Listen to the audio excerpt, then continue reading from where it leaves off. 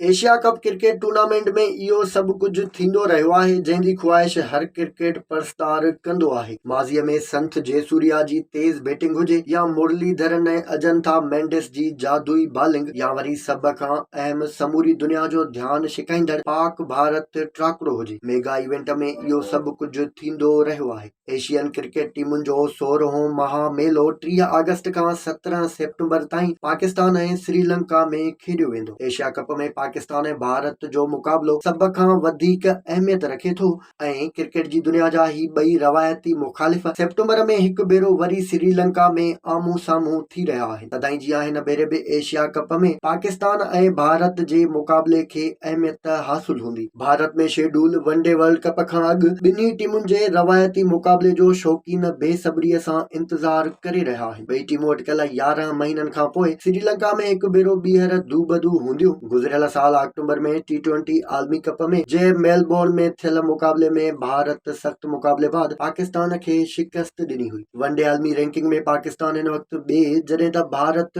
3 number ते मौजूदु आहे। कंहिं बि टूर्नामेंट में पाकिस्तान ऐं भारत जी मौजूदगी उन जी कामयाबीअ जी ज़मानत सम्झो वेंदो आहे। पर उन बावजूदि एशिया कप टूर्नामेंट दौरान माज़ीअ में कई अणवणंदड़ वाक़िया पेश अची चुका आहिनि। एशिया कप खे पाकिस्तान ऐं भारत जे सियासी लाॻापन तमामु घणो मुतासिर कयो आहे। 1990 ईस्वीअ में भारत चौथे एशिया कप जो मेज़बान हो। उन ज़माने में पाकिस्तान ऐं भारत जा लाॻापा एॾा ख़राब हुआ जो पाकिस्तान उन टूर्नामेंट जो बाइकाट करे छॾियो हो। जॾहिं त 1993 में पाकिस्तान ऐं भारत विच में जारी शिकताण सबबि मेगा इवेंट न थी सघियो हो। अहिड़ा ई कुझु सियासी सबब ई हुआ जंहिं करे 2018 में भारत में शेड्यूल एशिया कप मुतहदा अरब इमारात मुंतकिल कयो वियो हो। रुगो ईअं बि न आहे त एशिया कप ते पाक भारत लाॻापा ई असरअंदाज थिया आहिनि, पर साल 1986 में भारत ॿिए एशिया कप जो बाइकाट श्रीलंका खां नाराज़ थी कयो हो। भारत जो मौक़िफ़ हो त 1985 में श्रीलंका में भारत ऐं श्रीलंका विच में खेॾियल टेस्ट सीरीज़ में एम्पायरनि कई फ़ैसिला भारत जे ख़िलाफ़ ॾिना हुआ, जंहिं सबबि भारत खे शिकस्त जो मुंहुं ॾिसणो पियो हो। हिकु आम तासुर इहो बि आहे त इंटरनेशनल क्रिकेट में भारत जी इंतिहाई सगारी पोज़ीशन जा असर एशियन क्रिकेट काउंसिल में बि नज़र अची रहिया आहिनि ऐं ही इदारो भारत जी मर्ज़ीअ खां सवाइ को बि क़दम नाहे खणंदो, जंहिंजो ताज़ो मिसाल एशियन क्रिकेट काउंसिल जी सदारत आहे, जेका हिन वक़्तु भारतीय क्रिकेट बोर्ड वटि आहे। हिन वक़्त ताईं थियल 15 एशिया कप टूर्नामेंट्स में भारतीय टीम पंहिंजी हुक्मरानी क़ाइमु रखी आहे। भारतीय टीम हींअर ताईं 7 भेरा एशिया कप खटे चुकी आहे। श्रीलंका अकेली टीम आहे जेका हिन वक़्त ताईं 5 भेरा मेगा इवेंट जी फातिर रही आहे। एशिया कप जी तारीख़ में पाकिस्तानी टीम 2 भेरा टाइटल पंहिंजे नाले करे चुकी आहे। पहिरियों भेरो 2000 ईस्वीअ में ढाका में थियल इवेंट में कामयाबी हासिल कई,